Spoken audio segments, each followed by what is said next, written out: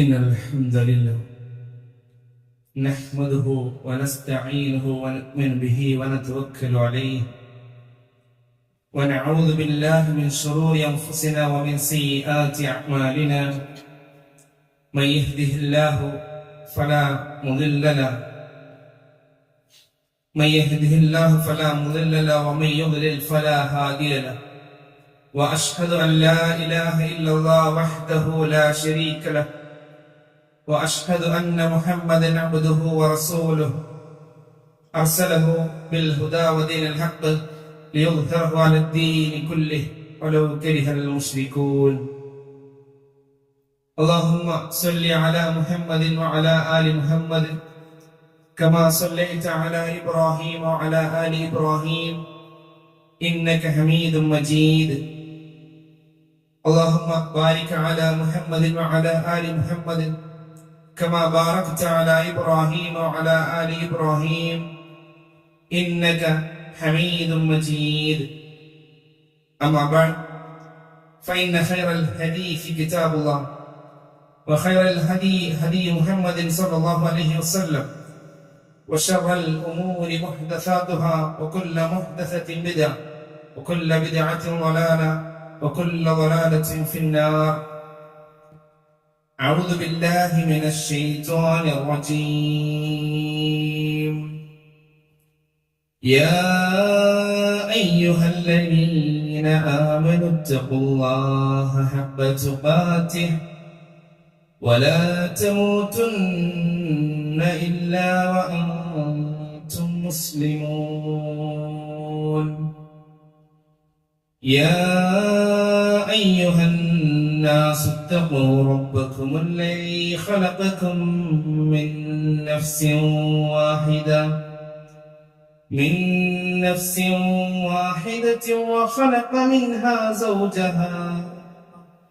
وخلق منها زوجها وبث منهما رجالا كثيرا ونساء.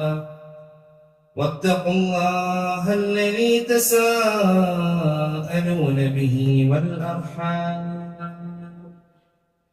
إن الله كان عليكم رقيبا.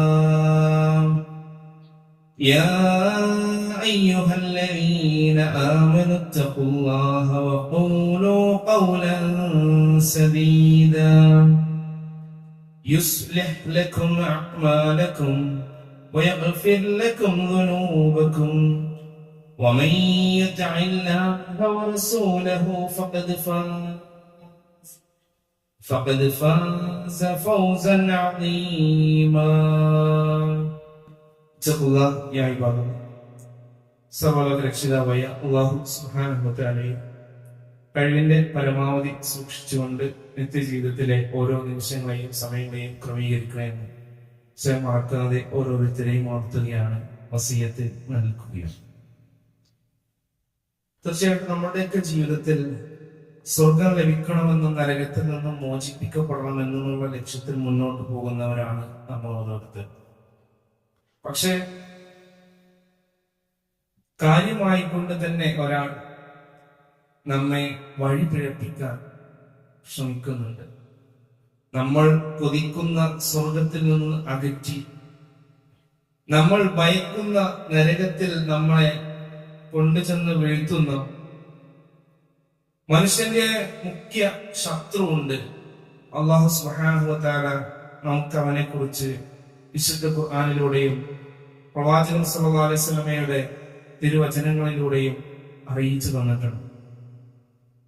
നമ്മെ ആക്രമിക്കാൻ ഒരു ശത്രു നിൽക്കുന്നുണ്ട് എന്ന് അറിഞ്ഞാൽ ആ ആക്രമണത്തിൽ നിന്നും രക്ഷപ്പെടാനുള്ള എല്ലാ വഴികളും അടവുകളും അതിനുള്ള പ്രതിരോധ മാർഗങ്ങളും നമ്മൾ സ്വീകരിക്കും ഭൗതികമായി. എന്നാൽ നമ്മളുടെ ആത്മീയമായി, നമ്മളുടെ ദീനിയായി നമ്മെ വഴികേടിലൂടെ കൊണ്ടു നടത്തി നമ്മെ അവസാനം നരകത്തിൽ വീഴ്ത്താനുള്ള പണിയെടുക്കുന്ന മനുഷ്യന്റെ ശത്രുവാണ് അള്ളാഹുവിന്റെ ശാപം കിട്ടിയ ശൈത്താൻ. നമ്മൾ ഓരോരുത്തരും മനസ്സിലാക്കേണ്ടത്, നമ്മൾക്ക് നേരെ ഒരാൾ വാളുമായിക്കൊണ്ടോ തോക്കുമായോ വന്ന് നമ്മളെ വെട്ടിവീഴ്ത്താൻ നോക്കിയാൽ നമ്മൾ അതിനെക്കുറിച്ച് ജാഗ്രത പാലിക്കും, വേണ്ട പ്രതിരോധ മാർഗങ്ങൾ തീർക്കും. പക്ഷെ എന്തുകൊണ്ടോ ദീനി രംഗത്ത് നിന്ന് നമ്മളെ തെറ്റായ വഴിയിലേക്ക് തിരിച്ചുവിടാൻ ശ്രമിക്കുന്ന ശൈത്താന്റെയും അവന്റെ കൂട്ടാളികളുടെയും പ്രവർത്തനങ്ങളിൽ നിന്ന് പലപ്പോഴും പല ആളുകളും രക്ഷപ്പെടാൻ ശ്രമിക്കുന്നില്ല എന്നുള്ളത് വളരെ ദുഃഖകരമായ ഒരു കാര്യമാണ്. വിശുദ്ധ ഖുർആനിന്റെ സൂറത്തു സ്വാദിന്റെ 85-ാമത്തെ ആയത്തിലൂടെ അല്ലാഹു സുബ്ഹാനഹു വ തആല നമ്മെ അറിയിക്കുന്ന വല്ലാത്തൊരു കാര്യമുണ്ട്. ലഅംലഅന്ന ജഹന്നം, തീർച്ചയായിക്കൊണ്ടും ജഹന്നം ഞാൻ നിറക്കുക തന്നെ ചെയ്യും. നരകത്തെ അല്ലാഹു സുബ്ഹാനഹു വ തആല നിറച്ചു കളയും. മിൻക വമിമ്മൻ തബിഅക മിൻഹും അജ്മഈൻ, നിന്നെ കൊണ്ടും നിന്നെ പിൻപറ്റിയവരെ കൊണ്ടും നരകത്തെ ഞാൻ നിറക്കുക തന്നെ ചെയ്യുമെന്ന് ശൈത്താനോട് അല്ലാഹു സുബ്ഹാനഹു വ തആല പറഞ്ഞതാണ്. ശൈത്താൻ അല്ലാഹുവിനെ ധിക്കരിച്ചവൻ, അല്ലാഹുവിന്റെ കൽപ്പനകൾ ലംഘിച്ചവൻ, അല്ലാഹുവിന്റെ ശാപം കിട്ടിയവനാണ്, അവൻ നരകത്തിലാണെന്ന് പ്രഖ്യാപിക്കപ്പെട്ടിട്ടുണ്ട്. ആ സമയത്ത് ശൈത്താൻ അല്ലാഹുവിനോട് ചോദിക്കുകയാണ്, അല്ലാഹുവേ, എനിക്ക് എന്റെ അവധി ഒന്ന് നീട്ടിത്തന്നു. എന്തിനാ? നിന്റെ ഇബാദുകളെ ഈ മനുഷ്യന്മാർ കാരണമാണല്ലോ ഞാൻ ഈ വഴികേടിലാകാൻ നിമിത്തമായത്. അതുകൊണ്ട് അവരെ ഉഴപ്പിക്കാൻ എനിക്ക് അവസരം ലഭിക്കണം എന്ന് അല്ലാഹു സുബ്ഹാനഹു വ തആലയോട് ശൈത്താൻ ആവശ്യപ്പെട്ടപ്പോ അല്ലാഹു സുബ്ഹാനഹു വ തആല അവന് അവധി നീട്ടിക്കൊടുക്കുകയാണ് ചെയ്തിട്ടുള്ളത്. അതെ, നീ അവധി നീട്ടപ്പെട്ടവരിൽ പെട്ടവനാകുന്നു എന്ന് അറിയിച്ചു കൊടുത്തു. ആ സമയത്ത് ശൈത്താൻ അല്ലാഹുവിനോട് പറയുന്നുണ്ട്, ഖാല ഫബിഇസ്സതിക ലഉഗ്വിയന്നഹും അജ്മഈൻ. ഇബ്ലീസ് പറയാണ്, അവരെല്ലാവരെയും ഞാൻ വഴിതെറ്റിച്ച് കളയുക തന്നെ ചെയ്യും. ഇല്ലാ ഇബാദക മിൻഹുൽ മുഖ്ലസീൻ, കളങ്കരഹിതരായ മുഖ്ലസീങ്ങളായ നിന്റെ അടിമകളെ ഒഴികെ. ശൈത്താന് പോലും അറിയാം അല്ലാഹുവിനോട് നന്നേ താല്പര്യമുള്ള ഇഖ്ലാസുള്ള മുഖ്ലിസീങ്ങളായ അല്ലാഹുവിന്റെ ദാസന്മാരെ വഴിപേപ്പിക്കാൻ അവനെ കൊണ്ട് സാധിക്കുകയില്ല എന്നുള്ളതാണ്. അതുകൊണ്ട് തന്നെ നമ്മെ സംബന്ധിച്ചിടത്തോളം നമ്മുടെ പ്രഖ്യാപിത ശത്രുവാണ് ശൈത്താൻ എന്നുള്ളത്. ഓരോ സമയത്തും ആ ശൈത്താന്റെ കെടുതികളിൽ നിന്നും നമ്മൾ അല്ലാഹുവിനോട് കാവലിനെ ചോദിക്കുകയും നമ്മളുടെ ജീവിതത്തിൽ അവന്റെ പ്രവർത്തനങ്ങൾ വരാത്ത രീതിയിൽ നമ്മൾ ക്രമീകരിക്കുകയും വേണ്ടതുണ്ട്. നമ്മുടെ ജീവിതത്തിൽ ഏറ്റവും പരമപ്രധാനമായി നമ്മൾ പാലിക്കേണ്ട കാര്യങ്ങൾ എന്തൊക്കെയാണെന്ന് നമ്മൾ നോക്കിയാൽ അതിൽ അല്ലാഹു സുബ്ഹാനഹു വ തആലക്കുള്ള കടമകളും ബാധ്യതകളുമാണ് ഏറ്റവും ആദ്യമായി കൊണ്ട് കടന്നു വരിക. പിന്നീട് സമഷ്ടികൾക്കിടയിലുള്ള ബാധ്യതകളും. അതുകൊണ്ട് തന്നെ ശൈത്താൻ ഒരാളെ കൊണ്ട് ആദ്യമായി ചെയ്യാൻ നോക്കുക അവനെ കൊണ്ട് ശിർക്ക് ചെയ്യിപ്പിക്കാൻ ശ്രമിക്കുമെന്നുള്ളതാണ്. കാരണം ശിർക്ക് ചെയ്തു കഴിഞ്ഞാൽ ഇന്ന ശിർക ലദുൽമുൻ അളീം, തീർച്ചയായും ശിർക്ക് എന്നത് ഏറ്റവും ഗുരുതരമായ വമ്പിച്ച മഹാപാതകമാകുന്നു.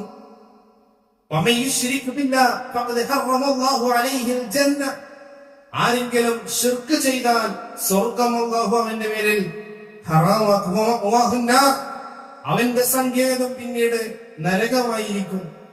ഇത് തിരിച്ചറിയുന്ന ശൈത്താൻ പരമാവധി ഒരാളെ കൊണ്ട് ശിർക്ക് ചെയ്യിക്കാൻ നോക്കും. അതുപോലെ വൻ പാപങ്ങൾ ചെയ്യിപ്പിക്കാൻ നോക്കും, വിദഅത്തുകൾ ചെയ്യിപ്പിക്കാൻ നോക്കും. അങ്ങനെ ഏറ്റവും മുകളിലുള്ള തെറ്റുകൾ ഞാൻ മനുഷ്യനെ കൊണ്ട് ചെയ്യിപ്പിക്കാൻ നോക്കും. അതിന് കിട്ടൂല എന്നറിയുമ്പോ മറ്റു പല തെറ്റുകളും ചെയ്യിപ്പിക്കാൻ നോക്കും. ഇനി ആ നിലക്കൊന്നും തന്നെ ഒരു തെറ്റിലേക്കും അവനെ കിട്ടില്ല എന്ന് തോന്നിയാലോ അവനെ അതിരിവിടാൻ പ്രേരിപ്പിക്കും. എന്താ, ഇത്രയൊക്കെ മതിയോ, ഇത്രയൊന്നും പോരല്ലോ, ഇങ്ങനെയൊന്നും പോരല്ലോ, ഇവിടെയൊന്നും ജീവിച്ചാൽ ശരിയാവില്ലല്ലോ എന്നൊക്കെ പറഞ്ഞ് ദീനിൽ അതിരി കവിയുന്ന അവസ്ഥയിലേക്ക് അവരെ എത്തിക്കാൻ ശൈത്താൻ പ്രേരിപ്പിക്കും. നിനക്ക് എന്ത് ആത്മീയതയുള്ളത്, നിനക്ക് എന്ത് ഇഖ്ലാസ് ഉള്ളത്? അതുകൊണ്ട് കുറച്ചുകൂടെ ആത്മീയത വേണ്ടേ, കുറച്ചുകൂടെ ഇഖ്ലാസ് വേണ്ടേ? സൂഫിസത്തിലേക്കും മറ്റു പല രീതികളിലേക്കും സുന്നത്തിൽ നിന്നും അതിക്രമിച്ചു പോയ വിഭാഗങ്ങളിലേക്ക് അവർ പോകും. ഖവാരിജിയത്തിലേക്കും അത്തരത്തിലുള്ള വലിയ വലിയ ചിന്താധാരകളിലേക്ക് അവർ പോയിക്കൊണ്ട് സുന്നത്തിൽ നിന്നും അഹ്ലുസുന്നയുടെ മാർഗത്തിൽ നിന്നും തെറ്റിപ്പോവാനാണ് അവരെ ശൈത്താൻ പ്രേരിപ്പിച്ചുകൊണ്ടിരിക്കുന്നത്. അതിനും സാധിക്കാത്ത ആളുകൾക്ക് ലോകമാന്യത ഇട്ടുകൊടുക്കും. അമലുകൾ ചെയ്യുന്നുണ്ടാവും, നന്നായി നിസ്കരിക്കും, നാട്ടുകാരൊക്കെ അറിയട്ടെ ഞാൻ നന്നായി നിസ്കരിക്കുന്നവനാണ്. ദാനധർമ്മം ചെയ്യും, ഞാൻ ധർമ്മിഷ്ഠനാണെന്ന് എല്ലാവരും അറിയട്ടെ എന്ന ഉദ്ദേശമാണ് മനസ്സിലേക്ക് കടന്നു വരിക. ദീനി രംഗത്തൊക്കെ പ്രവർത്തിക്കുമ്പോ ഞാൻ നന്നായി പ്രവർത്തിക്കുന്നവനാണ് എന്ന ഒരു ചിന്തയാണ് കടന്നു വരിക. നമുക്കറിയാം ഇമാം ബുഖാരി റഹിമഹുല്ലാഹ്, അദ്ദേഹത്തിന്റെ ഏറ്റവും പ്രഗൽഭമായ ഗ്രന്ഥമാണ് അസ്സഹീഹ് എന്ന ഹദീസ് ഗ്രന്ഥം. ഇമാം ബുഖാരി റഹിമഹുല്ലാഹയുടെ സഹീഹുൽ ബുഖാരി. വിശുദ്ധ ഖുർആൻ കഴിഞ്ഞാൽ അസ്ഹഹു കിതാബ് ബഅദ കിതാബില്ലാഹ് എന്ന് വിശേഷിപ്പിക്കപ്പെട്ട ഗ്രന്ഥമാണ് സഹീഹുൽ ബുഖാരി. ആ സഹീഹുൽ ബുഖാരിയിലടക്കം മറ്റു പല ഒരുപാട് ഹദീസ് ഗ്രന്ഥങ്ങളിലടക്കം ആദ്യമായി കൊണ്ടുവന്ന അവർ ഉദ്ധരിച്ച ഹദീസ് മഹാനായ ഖലീഫ ഉമർ ഇബ്നുൽ ഖത്താബ് റളിയല്ലാഹു അൻഹുവിൽ നിന്നും ഉദ്ധരിക്കപ്പെടുന്ന ഹദീസാണ്. ഏതാണത്? അൻ അബീ ഹഫ്സ് ഉമർ ഇബ്നുൽ ഖത്താബ് റളിയല്ലാഹു അൻഹു ഖാല സമിഅതു റസൂലുള്ളാഹി സ്വല്ലല്ലാഹു അലൈഹി വസല്ലം യഖൂൽ, അല്ലാഹുവിന്റെ റസൂൽ സ്വല്ലല്ലാഹു അലൈഹി വസല്ലം പറയുന്നതായി ഞാൻ കേട്ടു എന്ന് പറഞ്ഞ് ഉമർ ഇബ്നുൽ ഖത്താബ് റളിയല്ലാഹു അൻഹു ഉദ്ധരിക്കുന്ന ഹദീസ് ഏതാണ്? ഇന്നമൽ അഅ്മാലു ബിന്നിയാത്ത് എന്ന ഹദീസാണ്. നിയ്യത്തിനെ കുറിച്ചാണ്, ഇഖ്ലാസിനെ കുറിച്ചാണ് പറയുന്നത്.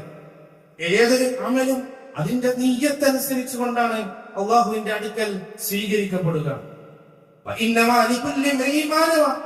ഇനി ഓരോരുത്തർക്കും നിയ്യത്താക്കിയത് എന്താണോ അതിനനുസരിച്ചാണ് റബ്ബിന്റെ അടുക്കൽ പ്രതിഫലം ഉണ്ടാവുക. അതുകൊണ്ട് തന്നെ നിയ്യത്തിൽ കളങ്കം വരുത്താൻ ശൈത്താൻ പരിശ്രമിച്ചുകൊണ്ടിരിക്കും. നിയ്യത്ത് ബാത്തിലായി കഴിഞ്ഞാൽ എത്ര വലിയ അമലാണ് ചെയ്തത് എങ്കിലും അള്ളാന്റെ അടുക്കൽ അത് സ്വീകരിക്കപ്പെടുകയില്ല. കാരണം ഏത് അമലും അടിസ്ഥാനമാക്കുക, നാളെ മീസാനിൽ കനം തൂങ്ങുക അതിന്റെ ഇഖ്ലാസിനനുസരിച്ചാണ്, അതിന്റെ നിയ്യത്തിനനുസരിച്ചുകൊണ്ടാണ്. അതുകൊണ്ട് ആ രൂപത്തിലും ശൈത്താൻ നമ്മളെ വഴിപിഴപ്പിക്കാൻ ശ്രമിച്ചുകൊണ്ടേ ഇരിക്കുമെന്നുള്ളതാണ്. അവിടെയെല്ലാം അവന്റെ ചതിയിലും വഞ്ചനയിലും പെടാതെ രക്ഷപ്പെടാൻ സത്യവിശ്വാസികൾ എന്നുള്ള നിലയിൽ നമുക്ക് സാധിക്കേണ്ടതുണ്ട്. അത് അഫ്ലഹ മൻ സക്കാഹ. ശുദ്ധ ഖുർആൻ സൂറത്തു ശംസിന്റെ 9-ാമത്തെ ആയത്തിലൂടെ റബ്ബ് നമ്മെ പഠിപ്പിച്ചു തന്നു, നമ്മുടെ മനസ്സിനെ പരിശുദ്ധിപ്പെടുത്തിയവൻ അവൻ വിജയിച്ചു എന്നുള്ളതാണ്. അതിനെ കളങ്കപ്പെടുത്തിയവൻ നിർഭാഗ്യമടയുകയും ചെയ്തു എന്നുള്ളതാണ്. അതുകൊണ്ട് തന്നെ നല്ല ഇഖ്ലാസോടുകൂടെ, നല്ല ഈമാനോടുകൂടെ അള്ളാഹുവിന്റെ റസൂലിനെ ഇത്തിബാ ചെയ്തുകൊണ്ടായിരിക്കണം നമ്മുടെ ഏത് അമലുകളും നമ്മൾ നിർവഹിക്കേണ്ടത്. അതല്ല എങ്കിൽ എന്തെങ്കിലും കളങ്കമായിക്കൊണ്ട് നമുക്ക് സംഭവിച്ചു പോയാൽ അത് തീർത്തും പ്രയാസകരമായിരിക്കും. നാളെ പരലോകത്ത് ചെല്ലുമ്പോ നമ്മളിങ്ങനെ വിചാരിക്കും, എനിക്കൊരുപാട് അമലുണ്ടല്ലോ എന്ന് വിചാരിച്ച് പരലോകത്ത് ചെല്ലുമ്പോഴായിരിക്കും അള്ളാഹു അവയെ ചിന്നി ചിതറിയ ധൂളികളാക്കി മാറ്റും. ആദ്യമായിക്കൊണ്ട് നരകത്തിലേക്ക് എറിയപ്പെടുന്ന ചില ആളുകളുണ്ട്. വളരെ അധികം ദാനധർമ്മം ചെയ്ത ധർമ്മിഷ്ഠൻ, അതുപോലെ തന്നെ അള്ളാഹുവിന്റെ ദീനിലേക്ക് ആളുകളെ ക്ഷണിച്ച ദാഴിയായ ഒരാൾ. അങ്ങനെയുള്ള ആളുകളെയൊക്കെ നരകത്തിലേക്ക് ആദ്യമായി എറിയാനുള്ള കാരണമായി അവിടെ വിശേഷിപ്പിക്കുന്നത് എന്താണ്? അള്ളാന്റെ മാർഗത്തിൽ ജിഹാദ് ചെയ്ത ഒരാൾ. 3 പേരെ ആദ്യമായി കൊണ്ടുവരും. ഏതാ 3 പേരെയാണ് ആദ്യമായി നരകത്തിലേക്ക് തള്ളിയിടുക. ആദ്യമായി നരകത്തിലേക്ക് തള്ളിയിടുന്ന 3 പേർ അവർ കുഫ്ർ ചെയ്തവരല്ല, ശിർക്ക് ചെയ്തവരല്ല. 3 പേര്. ഒരാള് അള്ളാഹുവിന്റെ മാർഗത്തിൽ ജിഹാദ് ചെയ്തവൻ, മറ്റൊരാൾ അള്ളാഹുവിന് വേണ്ടിയിട്ട് ദാനധർമ്മം ചെയ്തവനാണെന്ന് നടിച്ച ആളാണ്. ഈ രൂപത്തിലുള്ള ആളുകളെ കൊണ്ടുവരുമ്പോ അവരോട് ചോദിക്കും, നീ എന്താണ് നീ പഠിച്ച ഖുർആൻ കൊണ്ട് നീ എന്ത് ചെയ്തെന്ന് ഒരുത്തനോട് ചോദിക്കുമ്പോ അവൻ പറയാം, റബ്ബേ ഞാൻ ആ ഖുർആൻ ഓതി, എന്നിട്ട് ഞാൻ നിന്ന് നിസ്കരിച്ചു, രാവിലും പകലുമായി കൊണ്ട് റബ്ബേ ഞാൻ ആ ഖുർആൻ കൊണ്ട് നിന്ന് നിസ്കരിച്ചു എന്ന് പറയുമ്പോ റബ്ബ് പറയും, കളവാണ് നീ പറഞ്ഞത്, നീ പറഞ്ഞത് കളവാണ്. എന്തേ? നിന്റെ ഉദ്ദേശം എന്തായിരുന്നു? നിന്നെ കുറിച്ച് നീ നല്ല നിസ്കാരക്കാരനാണെന്ന് മറ്റുള്ളവർ പറയണമെന്നായിരുന്നു നിന്റെ ഉദ്ദേശം. അത് നിനക്ക് കിട്ടിക്കഴിഞ്ഞു എന്ന് പറയും. മറ്റൊന്ന്, ആളുകളെ ദീനിലേക്കൊക്കെ ക്ഷണിച്ച ദാഴിയായ ഒരാൾ, അയാളുടെ ഉദ്ദേശം നല്ല ദാഴിയായി നല്ല ജനങ്ങൾക്കിടയിൽ നല്ല സൽപ്പേര് കിട്ടണം എന്നുള്ളതാണ്. അതുപോലെ തന്നെ എന്നിട്ടോ അദ്ദേഹം ജിഹാദ് ചെയ്യുകയാണ്, അള്ളാന്റെ മാർഗത്തിൽ ജിഹാദ് ചെയ്യാം, യുദ്ധത്തിൽ അടയാടി പോരാടുകയാണ്. എന്നിട്ടോ അദ്ദേഹം മരണപ്പെടുകയാണ്. അള്ളാന്റെ മാർഗത്തിൽ യുദ്ധം നടത്തിയിട്ട് അതിൽ സ്വശരീരം വെടിഞ്ഞ ഷഹീദായ ഒരാളാണ്. ഹിസാബില്ലാതെ സ്വർഗത്തിലേക്ക് പോകാൻ അവകാശം ലഭിക്കുന്ന ഒരു കാര്യമാണ് അള്ളാന്റെ മാർഗത്തില് മുജാഹിദാവുക എന്നുള്ളത്. പക്ഷേ അയാളോട് പറയപ്പെടും, നീ എന്താണ് റബ്ബേ, ഞാൻ എനിക്ക് കിട്ടിയ ആരോഗ്യം കൊണ്ട് നിന്റെ ദീനിനു വേണ്ടി ഒരുപാട് പ്രവർത്തിച്ചു, ആളുകളെയൊക്കെ അതിനെ ക്ഷണിക്കുന്നു, അതുവരെ അതിനെതിരെയുള്ള ദീനിനെതിരെയുള്ള പടയോട്ടങ്ങൾക്കെതിരെ ഞാൻ പടപൊരുതി, എന്നിട്ട് അവസാനം ഞാനിതാ നിന്റെ മാർഗത്തിൽ മരണപ്പെടുകയാണ്, എന്റെ ശരീരം എന്റെ ജീവിതം തന്നെ എനിക്ക് ത്യജിക്കേണ്ടി വന്നെന്ന് പറയുമ്പോ റബ്ബ് പറയും, കളവാണ് നീ പറയുന്നത്. കാരണം എന്താ? നിന്റെ ഉദ്ദേശം അവിടെ ഉണ്ടായിരുന്നത് നീ ഒരു ധീരനാണ്, ഒരു പോരാളിയാണ്, ദീനിനു വേണ്ടി പടവരുന്നവനാണെന്ന് മറ്റുള്ളവർ പറയണമെന്നാണ് നിന്റെ മനസ്സിലുണ്ടായിരുന്നത്. അതിനൊക്കെ കിട്ടിക്കഴിഞ്ഞു. നീ നല്ല ധീരനാണ്, പടയാളിയാണ്, പോരാളിയാണെന്നൊക്കെ മറ്റുള്ളവർ പറഞ്ഞു കഴിഞ്ഞു. അള്ളാന്റെ മാർഗത്തിലെ ദാനധർമ്മം നടത്തിയ ഒരാളെ വിളിക്കും, നിനക്ക് നൽകിയ സമ്പത്ത് കൊണ്ട് എന്തൊക്കെ നീ ചെലവഴിച്ചു എന്ന് പറയുമ്പോ അയാൾ പറയും, റബ്ബേ നിന്റെ മാർഗത്തിൽ ഞാൻ ഒരുപാട് ചെലവഴിച്ചു. റബ്ബ് പറയും, കളവാണ് നീ പറഞ്ഞത്. നേരെ മറിച്ച് നീ ഉദ്ദേശിച്ചത് നീ നല്ല ധർമ്മിഷ്ഠനാണെന്ന് മറ്റുള്ളവർ പറയണമെന്നാണ്.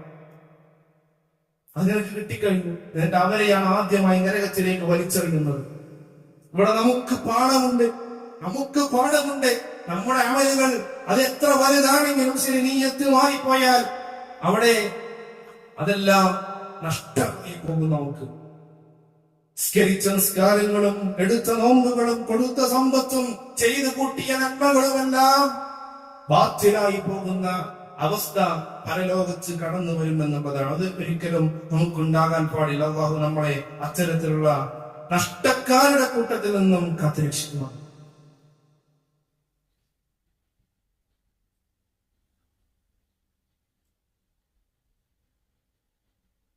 അൽഹംദുലില്ലാഹ്, الصلاة والسلام على رسول الله وعلى آله وصحبه أجمعين. اتقوا الله يا عباد. ربنا സൂക്ഷിച്ചിരിക്കുന്ന നിങ്ങളിൽ കൂടെ ഓർത്തുകയാണ് വസിയത്ത്.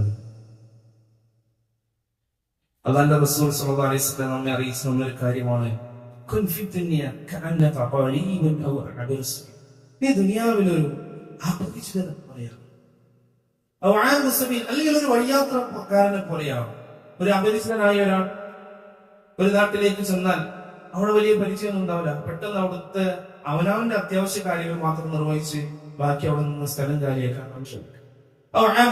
ഒരു വഴിയാത്രക്കാരൻ, നമ്മൾ യാത്ര പോകുന്നു, ഇടയ്ക്ക് ക്ഷീണം മാറ്റാൻ വേണ്ടി വണ്ടി ഒന്ന് സൈഡാക്കുന്നു, അവിടെ നിന്ന് ഇറങ്ങുന്നു, ഒരു ലൈമോ അല്ല എന്തെങ്കിലും ഒരു കൂൾ ഡ്രിങ്ക്സ് കുടിച്ച് വീണ്ടും യാത്ര തുടരുന്നു.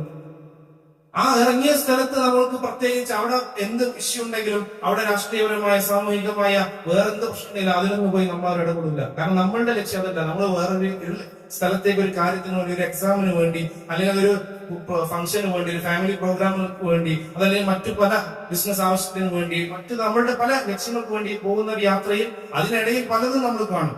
നമ്മൾ ബസ്സിൽ യാത്ര പോവുകയാണ്, ബസ് സ്റ്റാൻഡിൽ വെച്ച് 2 ബസ്സുകാർ നമ്മൾ അടി കൂടുന്നുണ്ട്, നമ്മളത് ശ്രദ്ധിക്കുന്നില്ല. പച്ചക്കറി വിൽക്കുന്ന ആളുകളുണ്ട്, അതിന്റെ ഇടയിലൂടെ പല കച്ചവടക്കാർ നടക്കുന്നുണ്ട്, പലരും പലതും ചെയ്യുന്നുണ്ട്, നമ്മളൊന്നും ശ്രദ്ധിക്കുന്നില്ല. കാരണം നമുക്കൊരു ലക്ഷ്യമുണ്ട്, അവിടേക്ക് എത്തുന്നു, എത്ര സമയം ബാക്കിയുണ്ട്, എപ്പോഴാണ് എത്തുക, ഈ കാര്യത്തെ കുറിച്ചാണ് നമ്മുടെ ടെൻഷൻ ചിന്തയുണ്ടാവുക. ഇതുപോലെ നമ്മൾ റബ്ബിന്റെ അടുക്കൽ നിന്ന് വന്നവരാണ്, ഇനി അങ്ങോട്ട് തിരിച്ചു പോകാനുള്ളവരാണ്. നമ്മളെ യാത്രയില്ല, ഏത് സമയത്ത് മലക്കുൽ മൗത്ത് വന്ന് വിളിക്കുമെന്ന് അറിയുകയില്ല. അതിനിടക്ക് ഇവിടെയുള്ള കാര്യങ്ങളിൽ കൂടുതൽ വ്യാപൃതരായിക്കൊണ്ട് പരലോകം മറന്ന് ജീവിച്ചാൽ നഷ്ടം നമുക്കാണ്. നമ്മളുടെ ലക്ഷ്യസ്ഥാനത്ത് നമ്മൾ എത്തുകയില്ല. ലക്ഷ്യം സ്വർഗത്തിൽ റബ്ബിനെ കണ്ടുമുട്ടുക എന്നുള്ളതാണ്. സ്വർഗത്തിലെത്തിയിട്ട് എല്ലാ അനുഗ്രഹങ്ങളും കിട്ടിയിട്ട് അവസാനം അല്ലാഹു സുബ്ഹാനഹു വ തആല എല്ലാവരും സ്വർഗത്തിലെത്തേണ്ട എല്ലാവരും എത്തിയതിനു ശേഷം സത്യവിശ്വാസികളോട് ചോദിക്കുന്ന ഒരു ചോദ്യമുണ്ട്. എല്ലാം കിട്ടിയില്ലേ, ഇനി എന്താ നിങ്ങൾക്ക് വേണ്ടത്? ആളുകൾ പറയും, റബ്ബേ ഞങ്ങൾക്ക് വേണ്ടതെല്ലാം കിട്ടി, മതി റബ്ബേ. റബ്ബ് പറയും, നിങ്ങൾക്ക് ഇനിയും അതുപോലെയുണ്ട്. അങ്ങനെ ഒരുപാട് അനുഗ്രഹങ്ങൾ കൊടുക്കും. പിന്നെയും റബ്ബ് ചോദിക്കും, ഇനി എന്താ നിങ്ങൾക്ക് വേണ്ടത്? ഞങ്ങൾക്ക് വേണ്ടതെല്ലാം കിട്ടിയല്ലോ റബ്ബേ, ഞങ്ങൾക്ക് ഒന്നും വേണ്ട, ഞങ്ങൾക്ക് വേണ്ടതെല്ലാമായി എന്ന് പറയുമ്പോ റബ്ബ് വീട്ടിൽ ഇനി എന്താ വേണ്ടത് ചോദിക്കും എന്ന് പറയുമ്പോ, അങ്ങനെയാണെങ്കിൽ ഞങ്ങൾക്കൊരു കാര്യം ചോദിക്കാനുണ്ടെന്ന് പറഞ്ഞ് സ്വർഗത്തിലെ ആളുകൾ ചോദിക്കും, റബ്ബേ ഞങ്ങൾക്ക് വല്ലാത്തൊരു ആഗ്രഹമുണ്ട്, ഇതുവരെ നടക്കാത്തൊരാഗ്രഹമുണ്ട് റബ്ബേ, നിന്നെ കാണുക എന്നുള്ള ആഗ്രഹമുണ്ട്. ഞങ്ങളുടെ റസൂൽ ഞങ്ങളോട് വാഗ്ദാനം ചെയ്ത വല്ലാത്തൊരു ആഗ്രഹമാണത്, ഒരു അഭിലാഷമാണത്. എന്ത്? ഞങ്ങളെ സൃഷ്ടിച്ച റബ്ബായ നിന്നെ കാണുക എന്നുള്ളത്. ആ ഒരു അഭിലാഷം ഞങ്ങൾക്ക് ഇതുവരെ ായിട്ടില്ല റബ്ബേ എന്ന് പറയും. കാരണം റസൂല് പറഞ്ഞതാണ്, പൂർണ്ണ നിലാവുള്ള ഒരു ദിവസം പൂർണ്ണചന്ദ്രനെ നോക്കിക്കൊണ്ട് സഹാബത്തിനോട് റസൂല് പറഞ്ഞു, സഹാബ ഇന്നക്കും സതറൗന റബ്ബക്കും കമാ തറൗന ഹാദൽ ഖമർ ഫീ ലൈലത്തുൽ ബദർ. ഈ നിലാവുള്ള രാത്രിയിൽ ഈ പൂർണ്ണചന്ദ്രനെ എത്ര വ്യക്തമായാണ് നിങ്ങൾ കാണുന്നത്, ഇതുപോലെ നിങ്ങളുടെ റബ്ബിനെ നിങ്ങൾ കാണുക തന്നെ ചെയ്യും. ആ ഒരു അവസ്ഥ അത് ഞങ്ങൾക്ക് കിട്ടിയിട്ടില്ല റബ്ബേ എന്ന് പറയുമ്പോ അല്ലാഹു സുബ്ഹാനഹു വ തആല അവരെ പ്രത്യേകം തരം ഒരു മാറ്റം, അവരുടെ കണ്ണുകളെ പ്രത്യേക തരം ഒരു മാറ്റം വരുത്തി. എന്നിട്ട് റബ്ബിനെ കാണാൻ പറ്റിയ രൂപത്തിലുള്ള കണ്ണുകളാക്കി അവരുടെ കണ്ണുകളെ മാറ്റിക്കൊടുക്കും. റബ്ബിനെ മറച്ചിട്ടുള്ളത് പ്രകാശം കൊണ്ടാണ്.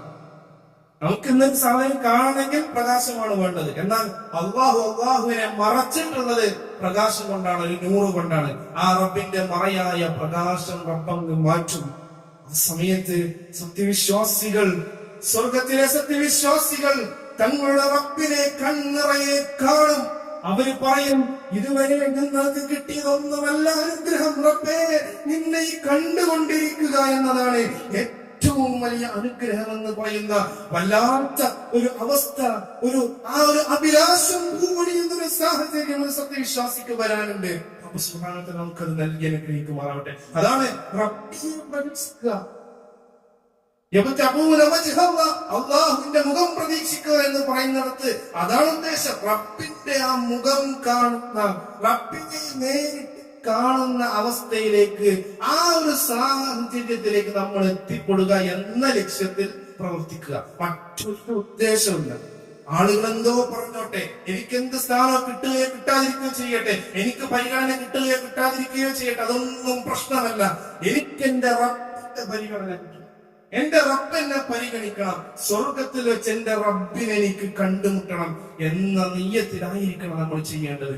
അങ്ങനെയാണ് നമ്മൾ നമ്മളുടെ പ്രവർത്തനങ്ങൾ ചെയ്യുന്നത് എങ്കിൽ തീർച്ചയായും നമ്മളുടെ പ്രവർത്തനത്തിന് വല്ലാത്തൊരു ഒരു കുളിർമ നമുക്ക് ലഭിക്കും. നമ്മുടെ നിസ്കാരങ്ങൾക്ക് നല്ല ചൈതന്യം ഉണ്ടാകും. നമ്മളുടെ ഖുർആൻ പാരായണത്തിന് വല്ലാത്തൊരു ചിട്ടയുണ്ടാകും, അതിനൊരു ആസ്വാദനം ഉണ്ടാകും. നമ്മുടെ ഓരോ ദീനി രംഗത്ത് നമ്മൾ പാലിക്കുന്ന സുന്നത്തുകൾ പാലിക്കുന്ന കീപ്പ് ചെയ്യുന്ന കാര്യത്തിൽ നമുക്ക് കണിശതയുണ്ടാകും, അത് നമുക്ക് ആശ്വാസം ഉണ്ടാകും. അതിന്റെ പേരിൽ ആര് നമ്മളെ കളിയാക്കിയാലും ആക്ഷേപിച്ചാലും അധിക്ഷേപിച്ചാലും ഇല്ല, ഇവരൊക്കെ വിഡ്ഢികളാണ്, ഇവരൊന്നും വിവരമില്ലാത്തവരാ, എന്റെ റസൂലിന്റെ സുന്നത്താണ് സ്വീകരിക്കുന്നത്, അത് എനിക്കറിയാം, എന്റെ റസൂലിനറിയാം, എന്റെ റബ്ബിനറിയാം, അത് ഇൻഷാ അല്ലാഹ് പരലോകത്ത് വെച്ച് കാണുമെന്നുള്ള പ്രതീക്ഷയിൽ അവരോടൊക്കെ സൗമ്യമായി പുഞ്ചിരിച്ച് അവർ തർക്കത്തിന് വന്നാൽ പോലും സലാം പറഞ്ഞ് അവിടെ നിന്ന് പിരിഞ്ഞു പോരുക എന്നല്ലാതെ അതിന്റെ പേരിൽ ഒരു ടെൻഷൻ ഉണ്ടാവില്ല.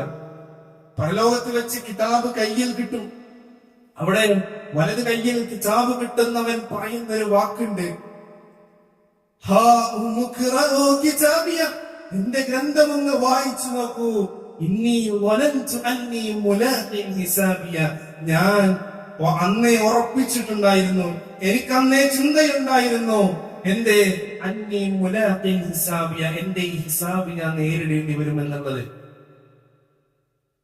അതിനനുസരിച്ചാണ് ഞാൻ ജീവിതം ക്രമീകരിച്ചത്. ആക്ഷേപിച്ചവരൊക്കെ പ്രയാസപ്പെട്ടുകൊണ്ടിരിക്കുക. അതിൽ പലരും സുന്നത്ത് സ്വീകരിച്ചപ്പോ ആക്ഷേപിച്ചവർ, സുന്നത്ത് കൊണ്ടു നടന്നപ്പോൾ ആക്ഷേപിച്ചവർ, ആദർശത്തിൽ നിലപാടെടുത്തപ്പോൾ ആക്ഷേപിച്ചവർ, കളിയാക്കിയവർ, പുറത്താക്കിയവർ, നമ്മെ ഇകഴ്ത്തിയവരെല്ലാം തന്നെ അവർ ഇടത് കയ്യിൽ കിതാബ് വേണ്ടിക്കൊണ്ട് അവർ പറയും യാ ലൈതനീ ലം ഊത കിതാബിയ, എന്റെ ഈ ഗ്രന്ഥം എനിക്ക് കിട്ടാതിരുന്നെങ്കിൽ നന്നായിരുന്നേനെ എന്നവർ പറഞ്ഞുകൊണ്ടിരിക്കും. അതല്ല നമുക്ക് വേണ്ടത്.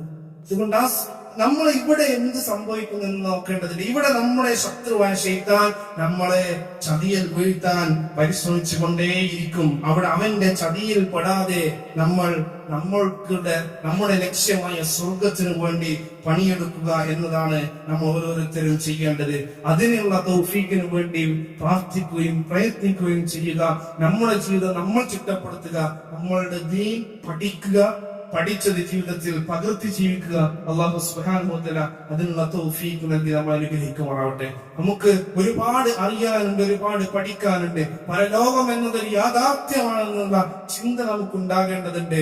ഇത് പകലാണെന്നത് സത്യമായതുപോലെ, നമ്മൾക്ക് ബോധ്യമുള്ളതുപോലെ മരണത്തിന് ശേഷം ഒരു ജീവിതമുണ്ടെന്നും അവിടെ നന്മ തിന്മകൾ തൂക്കിക്കണക്കാക്കുമെന്നും അതിനുശേഷം ആ മീസാനിലെ തൂക്കിക്കണക്കാക്കിയതിനു ശേഷം സിറാത്തും കഴിഞ്ഞ് സ്വർഗത്തിലേക്ക് ഒരു യാത്ര പോകാനുണ്ടെന്നുമുള്ള ദൃഢവിശ്വാസത്തിലായിരിക്കണം നമ്മൾ മുന്നോട്ട് പോകേണ്ടത്. ആ രൂപത്തിൽ നമ്മുടെ എല്ലാ ജീവിത ക്രമങ്ങളും ക്രമീകരിച്ചെടുക്കുക, നമ്മളുടെ ഓരോ ചിട്ടകളും അതിനനുസരിച്ച് രൂപപ്പെടുത്തുക. അള്ളാഹു അതിനുള്ള തൗഫീഖ് നൽകി നമ്മൾ അനുഗ്രഹിക്കുമാറാവട്ടെ.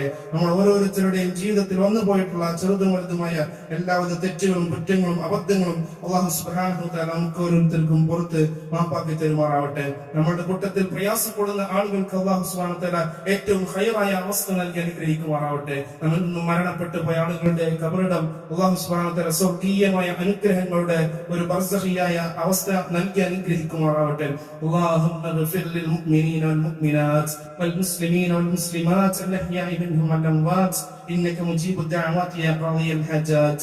اللهم أعز الإسلام والمسلمين وأذل الشرك والمشركين. اللهم أجرنا من النار، اللهم أجرنا من النار، اللهم أجرنا من النار.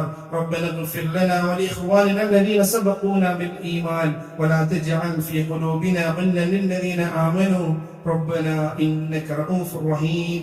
ربنا آتنا في الدنيا حسنة وفي الآخرة حسنة وقنا عذاب النار. آمين آمين.